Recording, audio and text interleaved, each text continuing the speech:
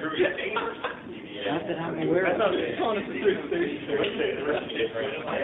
heard since he was talking that they didn't want another back door.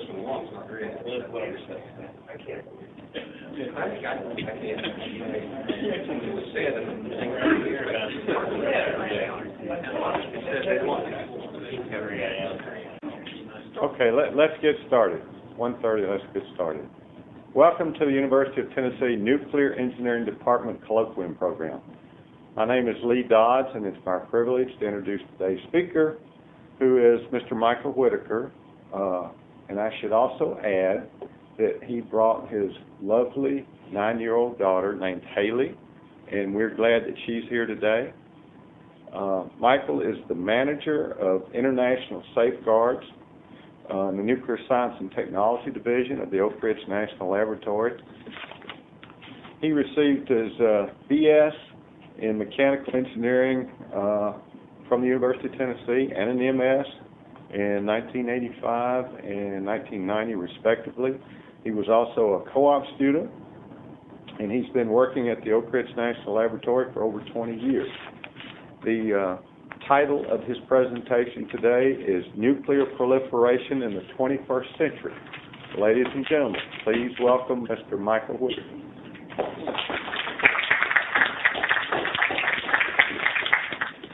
Good afternoon. It's a great privilege and an honor to come back to be able to talk to you, and I appreciate this opportunity to come talk.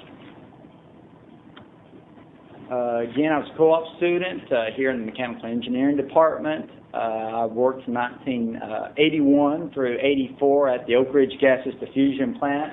And I have to be honest to admit, I never thought that I'd be asked to come back to talk, and I wanted to make sure I had all my parking tickets and all that paid up before coming back, or I was afraid I might not be able to leave again. Appreciate the opportunity to come back and share with you, some of the things I went through as a student, sitting where you were, and some of the opportunities that are out there. The whole field of nuclear nonproliferation is a very exciting one. It's one that's getting a lot of headlines these days, and just want to share with you some of the things that we're working on. I thought I'd start first by going back and getting that definition, and I went to my American Heritage Dictionary 1991 to look up nuclear nonproliferation. Well, just nonproliferation is there, and as I looked at it, it says of pertaining to, involving, or calling for cessation for the proliferation of nuclear weapons. And then it has in italics a nonproliferation treaty. A couple of things of note that, nonproliferation is referring to nuclear weapons, so maybe nuclear nonproliferation is a little bit redundant. The other thing of note is it says a nonproliferation treaty, and that led right into the abstract that I had really written in advance of going back to these definitions, and that when you look at nonproliferation, historically this has been more of a desk job where individuals work at studying nuclear capabilities, they're reading treaty language, looking at the right words, they are assessing threats and vulnerabilities, they're trying to define the parameters, implementation requirements, etc., but it was primarily a language type activity. The disciplines that were involved were primarily the softer disciplines of political science and those areas, as opposed to maybe the harder sciences and engineering activities. Therefore, when you looked at the technical support programs that existed in the past, these were primarily specialty programs that were separated from your production and operation activities that were the driving force at most industries. And therefore, those individuals that worked in the field of nonproliferation tended to be those more at the later stages of their career that had worked 10, 20, 30 years in the operations, and then were applying their knowledge and their wisdom and their expertise in the nonproliferation area. The mission statement for the Safeguards program that I run is provided before you there, but it's basically is to then provide this technical support for this international verification of nuclear materials and activities through those technical assessments, as I described before, but in addition, very actively in developing verification measures, doing operational testing on the instruments and devices that are deployed in the field, doing training for those inspectors and other staff that have to go to the field to use these devices, for providing non-destructive assay, and as you'll see later, actually going in the field with these verification regimes and providing on-site support for them. One of the focal points in the nonproliferation area is the IAEA, the International Atomic Energy Agency. Up until about 5 to 10 years ago, you'd always have to define what IAEA stood for and start going into the long background, following the events in Iraq and areas thereafter. Almost on a nightly basis, you see references to the IAEA in the news, very much more high-profile organization. Their headquarters is in Vienna, Austria. The IAEA is basically comprised of 6 departments ranging from nuclear science, safety, energy, technical operation, and safeguards, although it's the safeguards department that tends to get the majority of the press. The IAEA was established in 1957. It is a branch of the United Nations, although they work independently within the organization. There are 137 member states. They are run by a board of governors, which is comprised of 35 countries. There are 10 permanent members. These are the advanced technology holders, and 25 other countries that alternate over a period of time. The IAEA as an organization is relatively small, about 2,200 employees. Of these, 550 or so are in this safeguards department. The budget as well is extremely small for the mission they have, on the order of a little over $225 million, of which $86 million in 2002 was dedicated for safeguards. So while Safeguards is a small organization, if you look at the statistics, you can see the importance in that Safeguards is 1 out of 6 departments. However, they have 1 out of 4 people, and they have 1 out of every $3, not counting some extra budgetary tasks. What the IAEA has to do is they apply safeguards on facilities and materials around the world. They have over 900 facilities that have been declared to them in 69 different countries. In these facilities, they have accountancy records they have to verify on over 800 metric tons of plutonium, over 30 metric tons of highly enriched uranium, over 50,000 metric tons of LEU. And again, think back to a safeguards budget with extra contributions on the order of $100 million. It's extremely small. The reference I like to make for those of us in the Southeast is, what is our athletic budget? $60 million for putting a few teams on the field, and that's just one university. And so the IAEA's budget is only 1.5 times our athletic budget, and they are doing activities all around the world. So what are the IAEA's needs? Obviously, with that small budget, they need better measurement equipment. They need better information collection and evaluation capability. They need better analytical capabilities. Across the board, better, quicker, more efficient, more effective. And that's why they look to support programs in the member countries. And the United States is a major contributor, and Oak Ridge is one of many organizations in the United States that provide this support. So if you look at some of the technical support we here in Oak Ridge, and by Oak Ridge I'm referring to the laboratory, to the Y12 plant. Mr. Dennis Ruddy was here last week describing some of the activities, and the many subcontractors and other smaller companies within the Oak Ridge environment.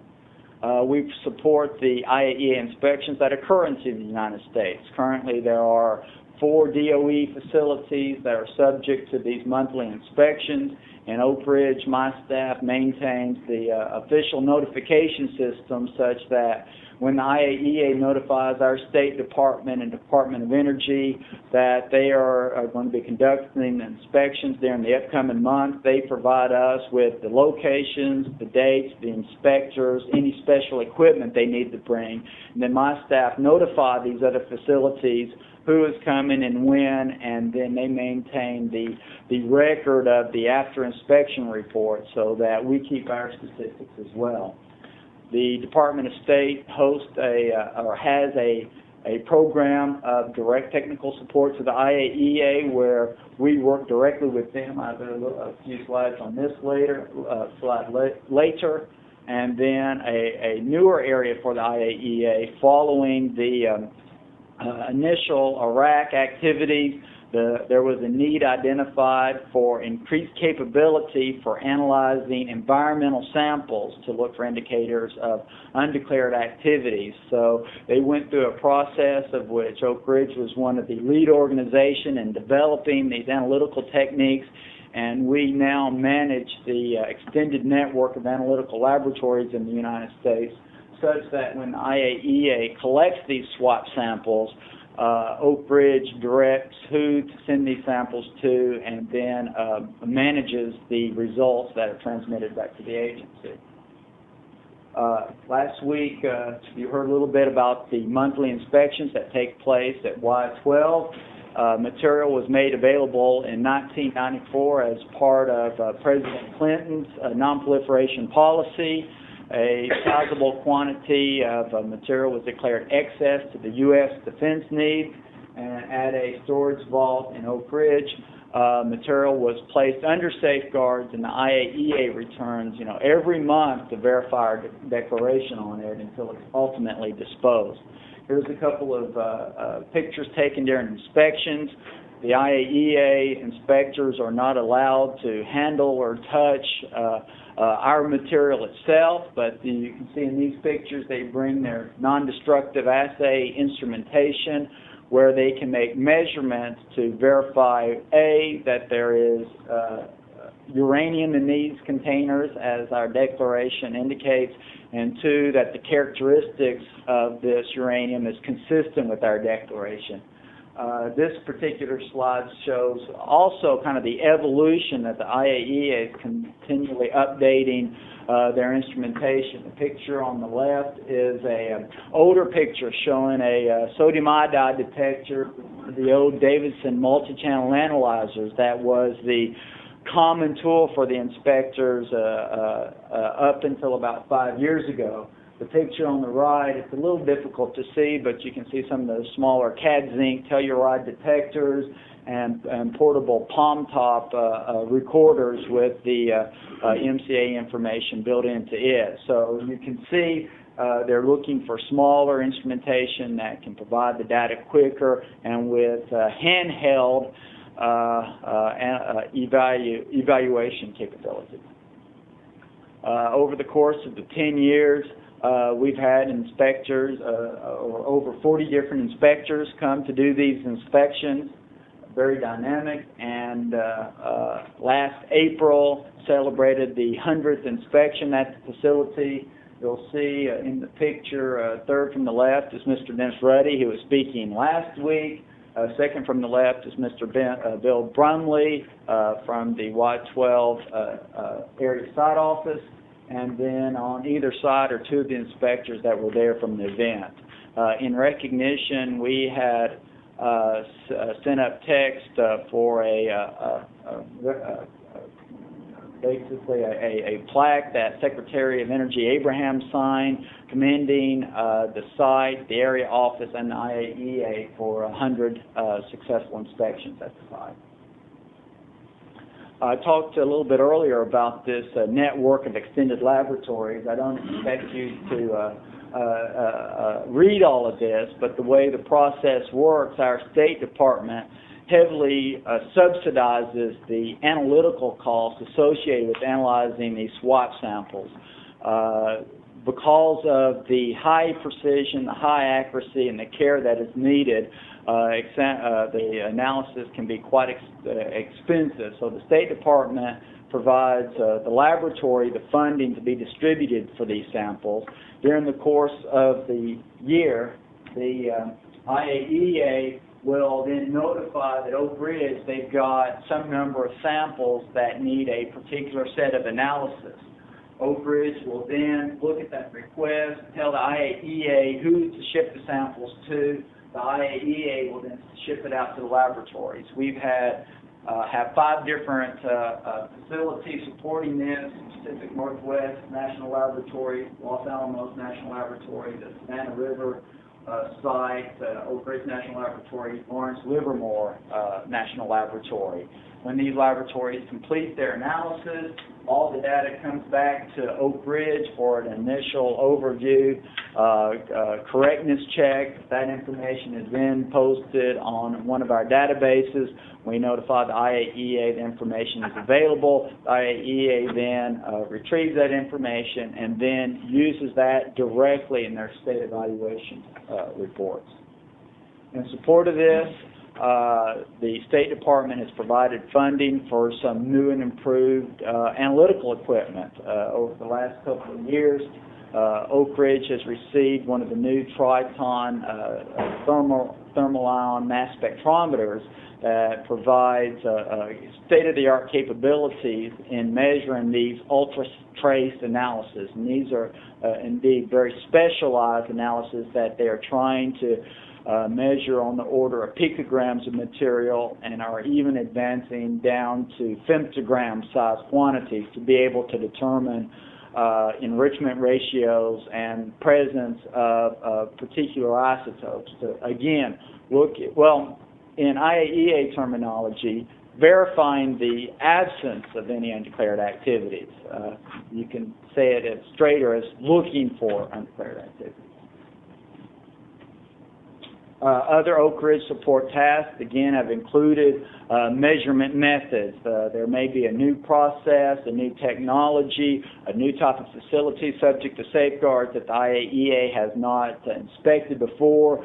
They will call upon member states to help them. A case in point, a recent request has come out related to the new pebble bed modular reactor that's out there. The South Africans keep getting closer and closer to a final design, and once that becomes available, the IAEA needs to be able to apply safeguards. So they need to understand the operations, the process, where can the key measurement points be identified, what type of equipment is necessary to make these measurements, how can inspectors who rotate frequently, who may not be and probably are not reactor operators, not reactor designers, use this measurement information to be able to make an independent conclusion that what the country has declared for them is indeed correct.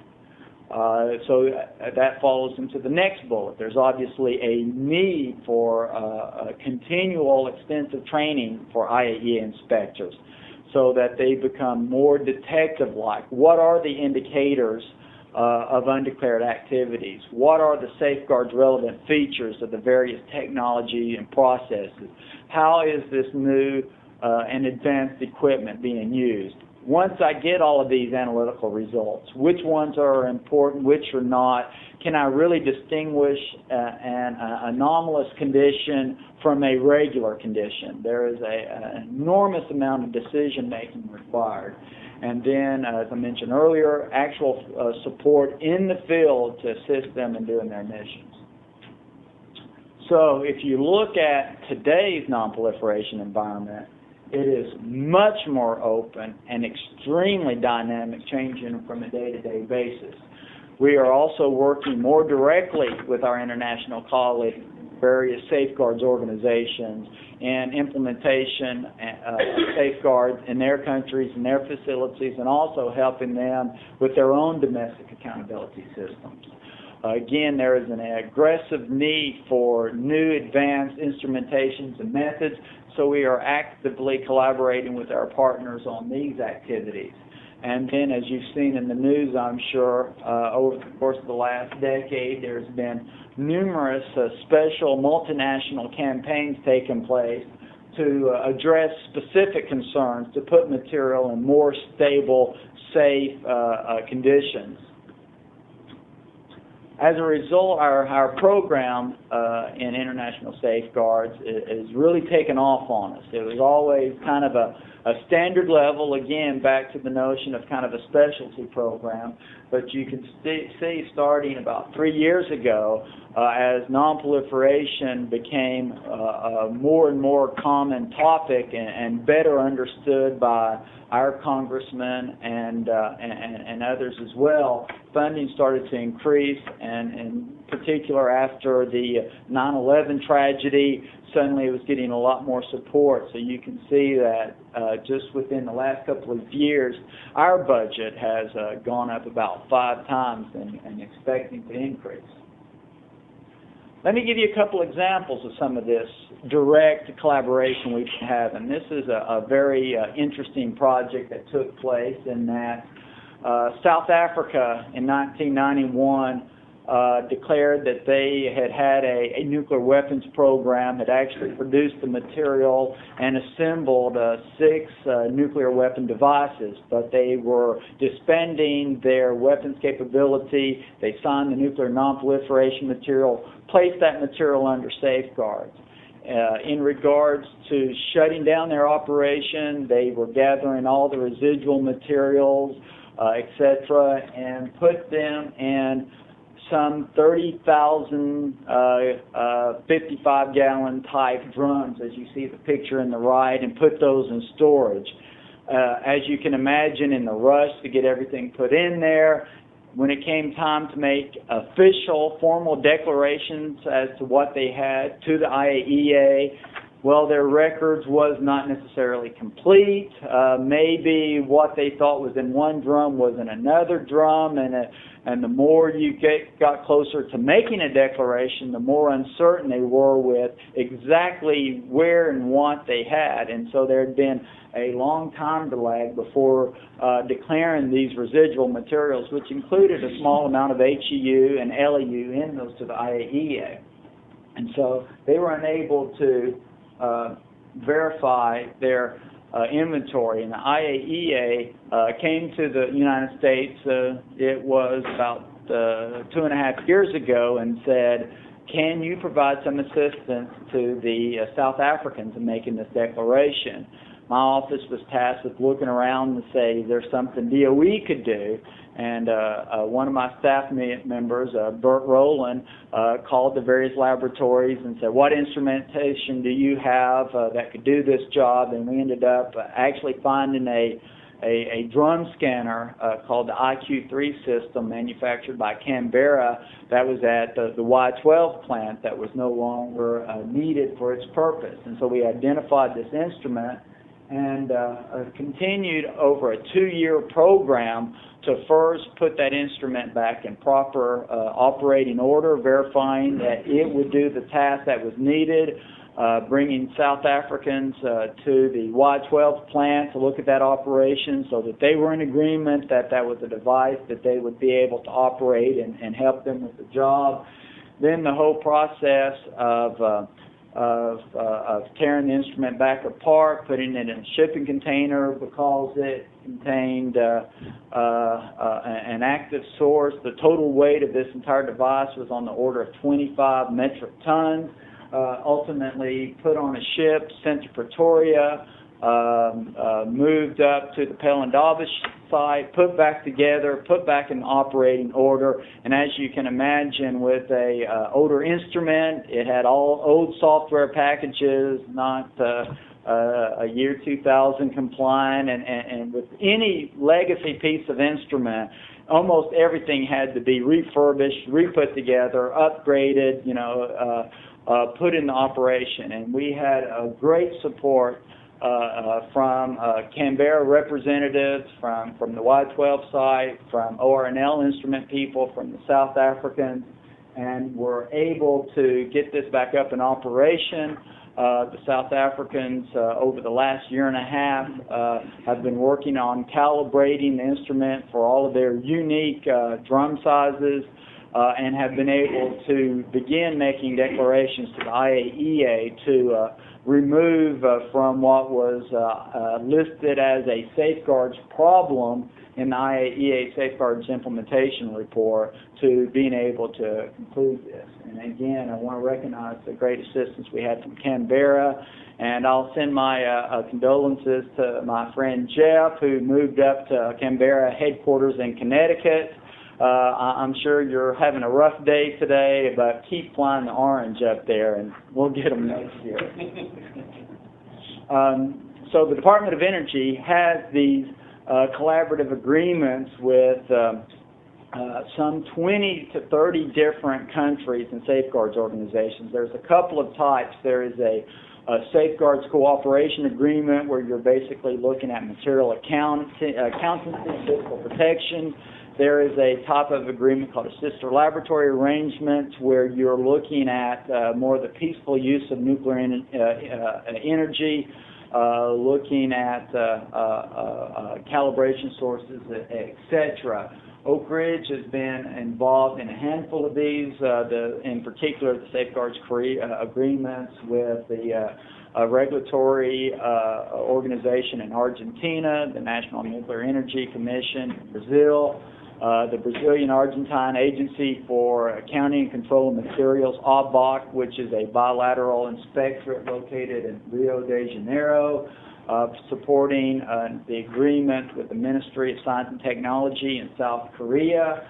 As you saw, we're working with the South Africans and with the Euratom Inspectorate that inspects all the facilities in Europe. In addition, involved in these sister laboratory arrangements in Georgia, Romania, and Peru. So there's been an extensive amount of interaction. So over the last several years, there's been a new emphasis again on furthering the science and developing advanced instrumentation. Again, in the past, they were looking at applying existing technology to the current problems. Now there's a recognition that there is a need for more advanced science.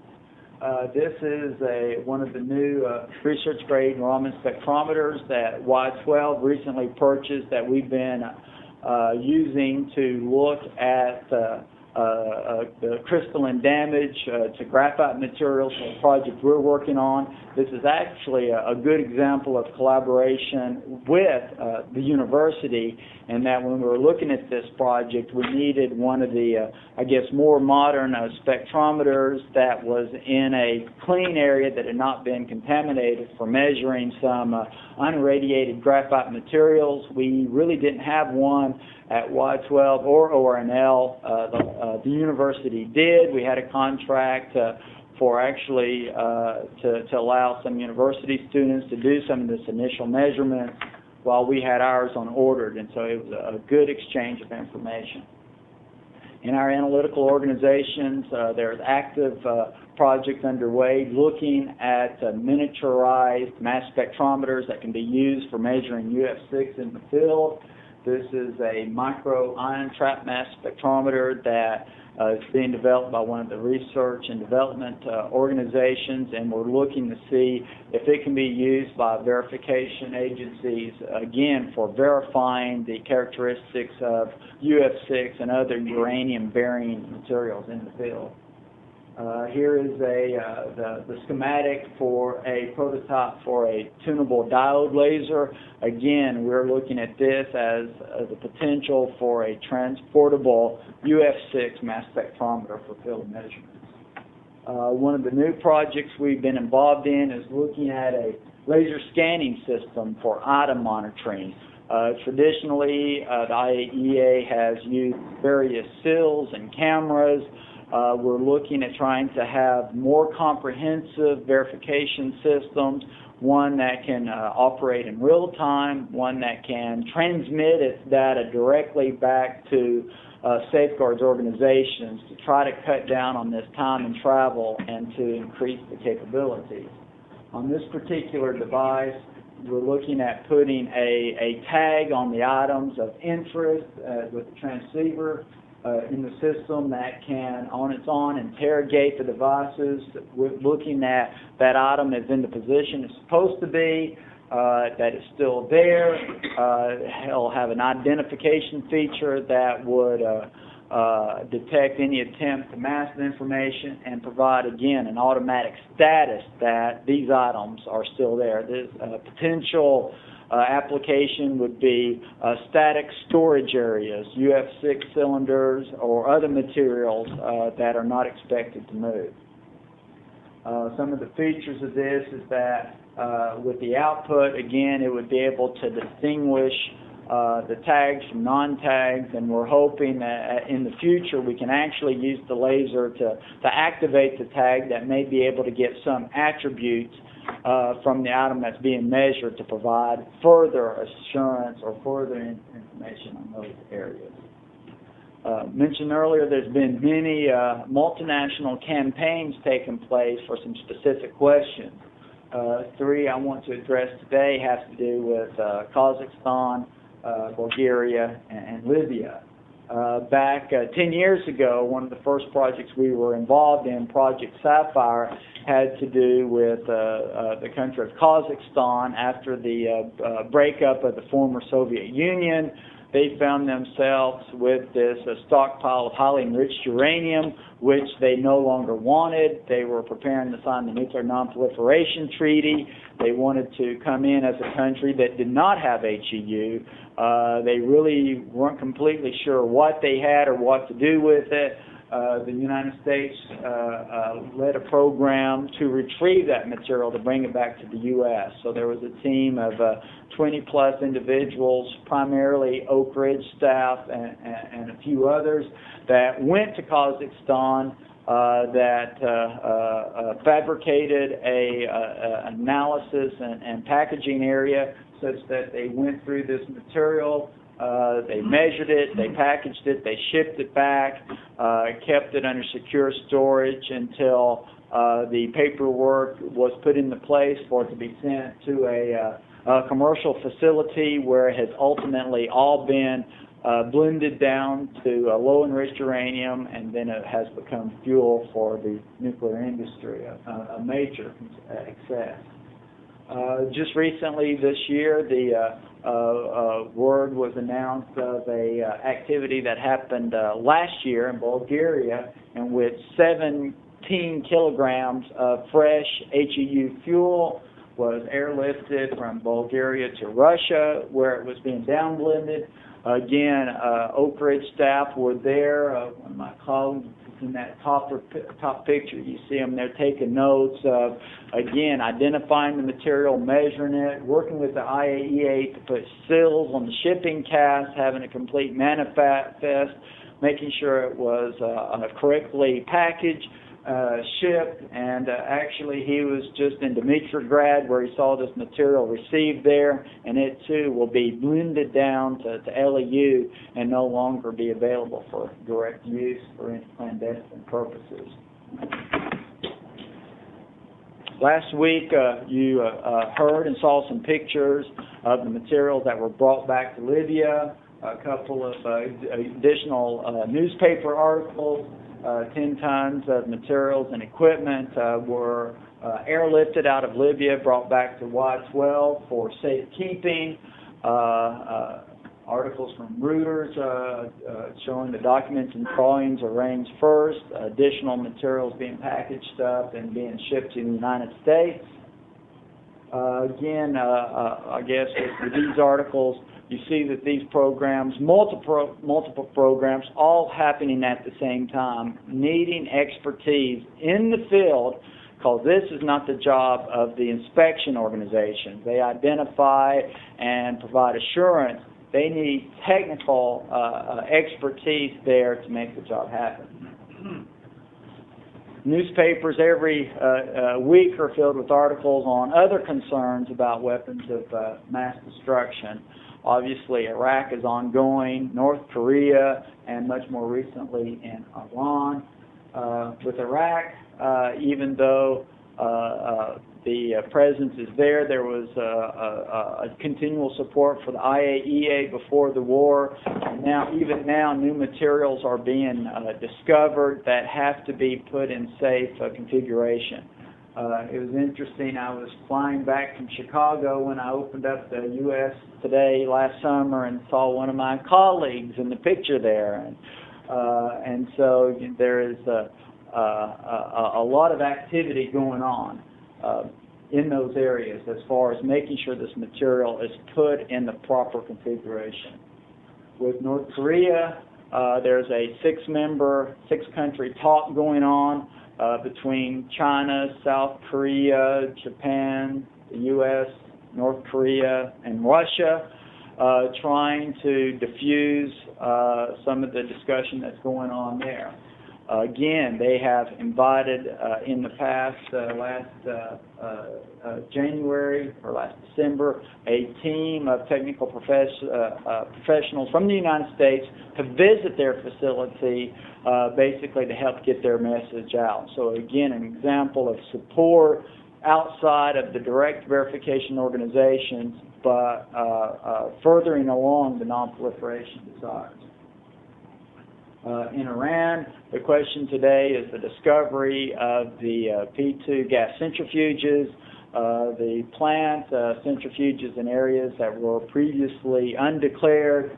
A very current topic as far as what should have been done in the past, but more importantly, what needs to be done in the future to ensure that all of these nuclear activities are effectively declared, and then after they're declared, that the inspectors have the right tools to be able to make their declarations. So that's a project for the future.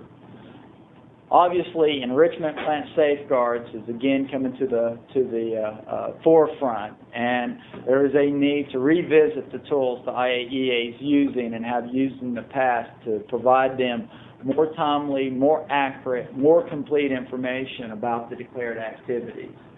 The United States is in the process of ratifying an additional protocol to our Comprehensive Safeguards Agreement. This is one of the issues that have been in the news with Iran and others about signing this additional protocol, which calls for more declarations on nuclear fuel cycle related activities not directly involving nuclear materials.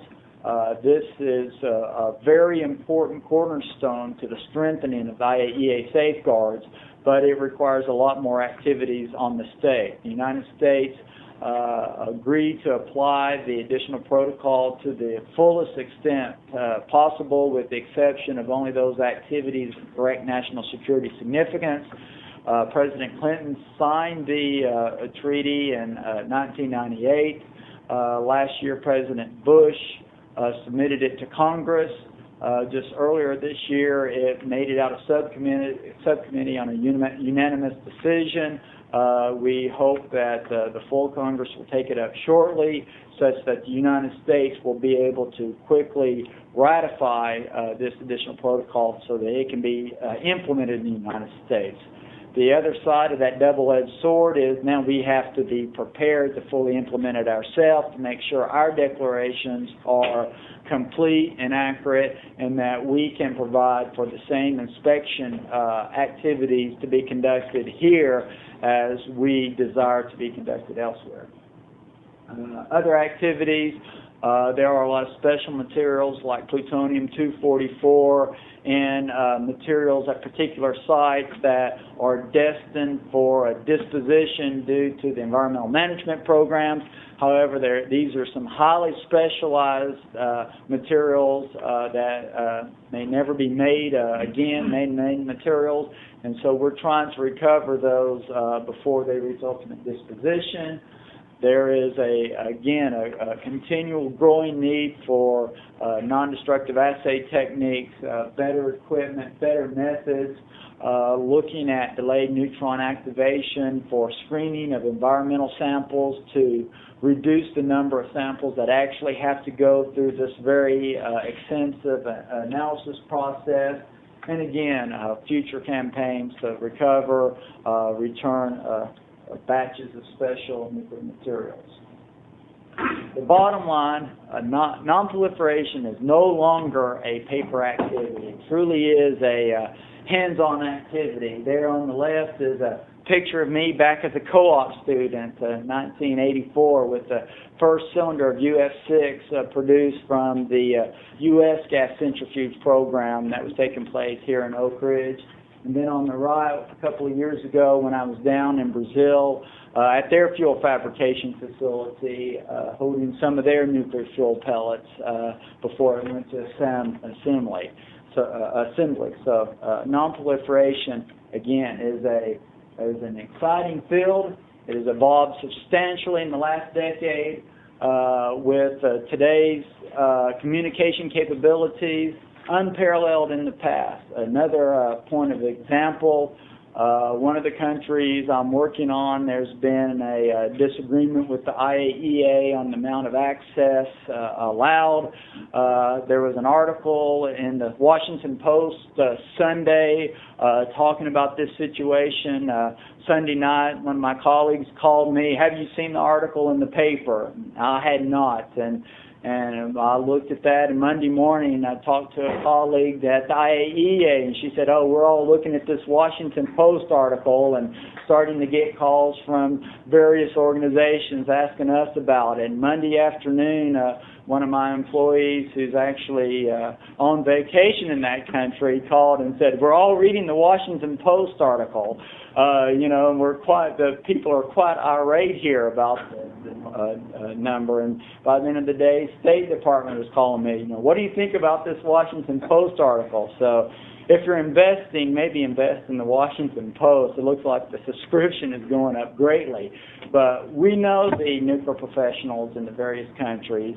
People know the facilities, and with telephones, emails, and the mass media today, it is no longer measured by distance. It's just by transmission time. And as I hope you're seeing through some of these photographs, we need scientists and engineers with a fundamental background that can make sense out of the data. The politicians can come up with regimes that look very good on paper. We need you to make it work. So again, what can you do? You saw things that other people are doing today. What can you as students and faculty do? Get involved. One of the things I'm trying to do to help is I've been working with Dr. Upadhyaya. We've set up a contract to start looking at some specific projects where we can collaborate closer with the University of Tennessee. We've got discussions planned and already started with some of the other group leaders within the Nuclear Science and Technology Division to identify particular projects. There are a number of work assignment and intern programs. Last week we heard Mr. Ruddy talk about some of the things Y-12 is doing. The entire nuclear complex is being faced with this much older population and looking at a turnover of all their professionals. The professional society that I've most been involved in, the Institute of Nuclear Materials Management, they can be accessed at INN.org, are establishing a new student activities committee, trying to find some way to reach out to you to get your interest in our society and our organizations so that you can see the activities that are available.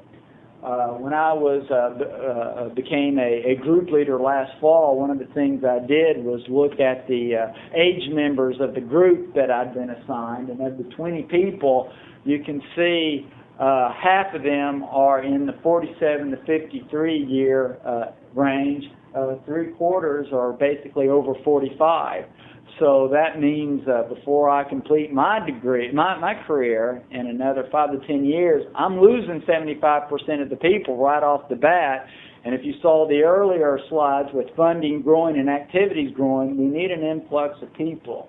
Over the last couple of years, we've started making steps to increase our programs. I basically had about 7 people working with me in 2001.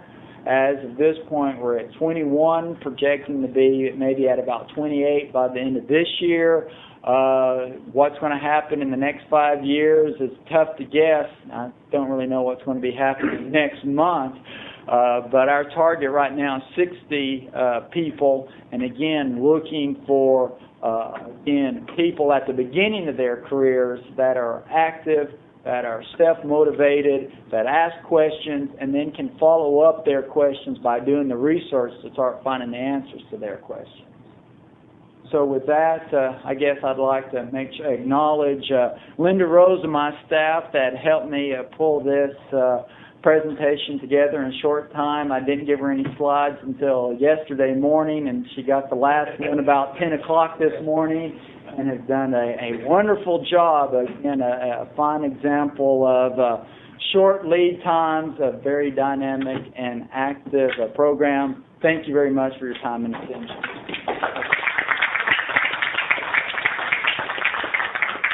Okay, we now have time for questions and comments. Okay, Ron. I'm curious about it doesn't directly affect your stuff, I guess, but I'm curious, when you talk about the turnover at the IAEA, who are the people at the IAEA? Very many Americans make their way to Vienna to be part of it, or do they not encourage that? No, there's a fair number. Obviously, as an international organization, they have guidelines where they try to have representation from all the countries. They try to balance out the number of nationalities and the various management levels. I think at the agency right now, I don't know the percentage within the Safeguards Department, maybe 10% are Americans. The major support programs like the U.S. will provide cost-free experts where we will pay some of our experts to go work there for a year or 2 years or 3 years.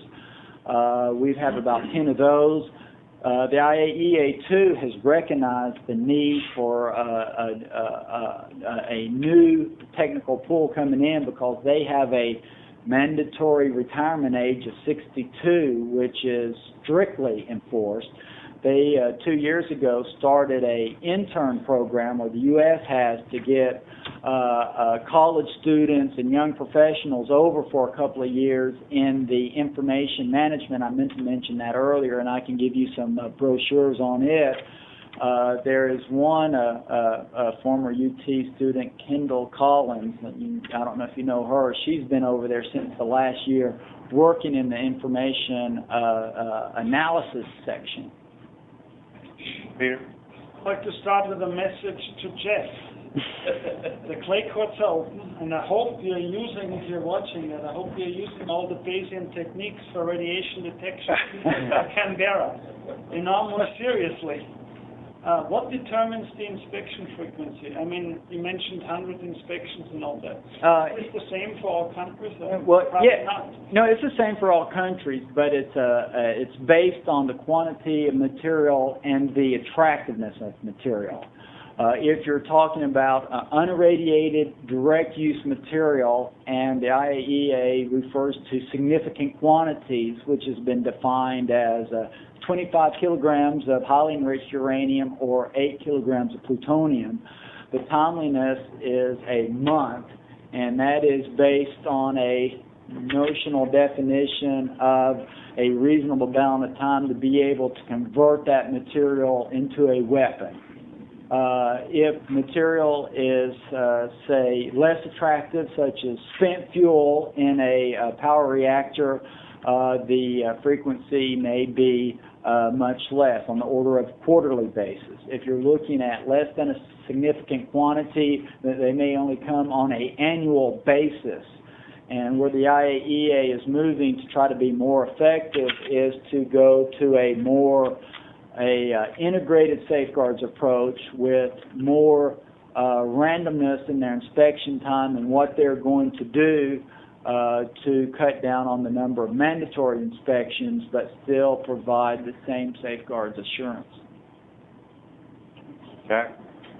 When I was involved in this 80s, the laboratories that were heavily connected with IAEA were Los Alamos and Sandia. Are they still involved? Or? Oh, absolutely, absolutely. Los Alamos is still probably the main location for looking at development and training on non-destructive assay equipment. They designed a lot of equipment and did that training. What we're seeing is that the commercial vendors, the Canberras, the EG&Gs, and others are getting much more involved in the detector design, etc. And there is a wider need for specific applications. Sandia also was the main, and continues to be the main location for containment surveillance. Basically coming out of the Bell Laboratories, they had a lot of expertise and knowledge on camera systems, fiber optic seals, the authentication of systems. They're very involved in some of the unintended remote monitoring applications. So yes, those two organizations are still very, very strong players in the Safeguards program. Wes? What materials have to be declared to IAEA? Who has to declare them? Does everybody have to declare all? Well, this basically comes back to your non-proliferation treaty status. If you have signed the non-proliferation treaty, you declare all materials in all facilities. And then based on how much material, there's a provision for exempt quantities for maybe sources at laboratories and things like that. You declare it, but they get exempted from inspection if they're small quantities, far under a significant quantity. The NPT identifies 5 nuclear weapon states: the United States, Great Britain, Russia, China, and France. And those will have their own comprehensive safeguards programs where they basically declare materials. Well, within the United States, we've declared our whole civil industry except activities associated with direct national security significance, and each of those other countries have more limited declarations to IAEA. And then if you don't sign the NPT, you're not obligated, but what you will see is if you receive foreign assistance, for example, in Argentina and Brazil, before they signed the NPT, they had assistance in some of their power reactors. One of the conditions of that transfer of technology was that those specific facilities were placed under safeguard. So it's truly a voluntary commitment by the country themselves. Who are the most important non-signers? Israel didn't sign it. Israel has not signed. Pakistan has not signed. India has not signed. North Korea signed and is unsigned. And so now there's a debate whether they can unsign or not. Those are the major ones. Do the safeguard rules apply to experimental facilities, like experimental reactors? Yes. I mean, if you've got a comprehensive safeguards agreement, you would have to declare that material. But most often, some of these experimental facilities get exempted from the actual inspections, again, because it's such a small quantity. I think a country can have up to a significant quantity of material exempted, and that may be in one location or spread out over 100 locations. But what we're seeing under this additional protocol, which is why many countries are hesitant at signing, is that now that activity not involving nuclear material would have to be declared as far as the 10-year plan, the scope of activities, any specialized materials or activities. And so that would require another whole level of verification. And IAEA is not going to systematically go to all of these research reactors, but they will get to the point of, again, kind of a random a qualitative approach, make sure that those declarations are indeed complete and accurate. Okay, but before we adjourn, before we leave this topic, I should put in a plug. and reemphasize what Mike said, a plug for the internship program that the IAEA sponsors. It's a at least one year internship program. It's designed primarily for new graduates that want to wait at least a year before they begin their career. And of course, the headquarters for IAEA is in Vienna, Austria, and it's a nice place to go and live and work for at least a year. And I have colleagues and friends who manage the internship program.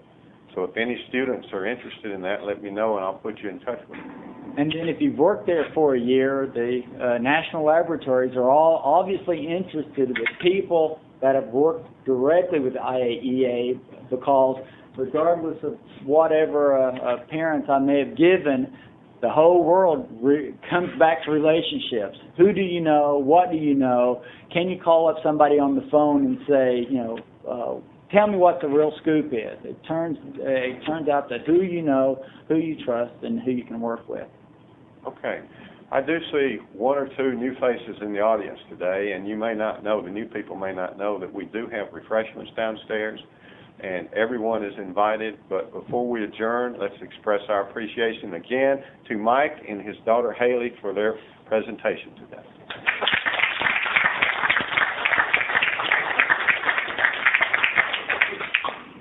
Thank you. Get my notebook, Haley. You're going to be on the booth here.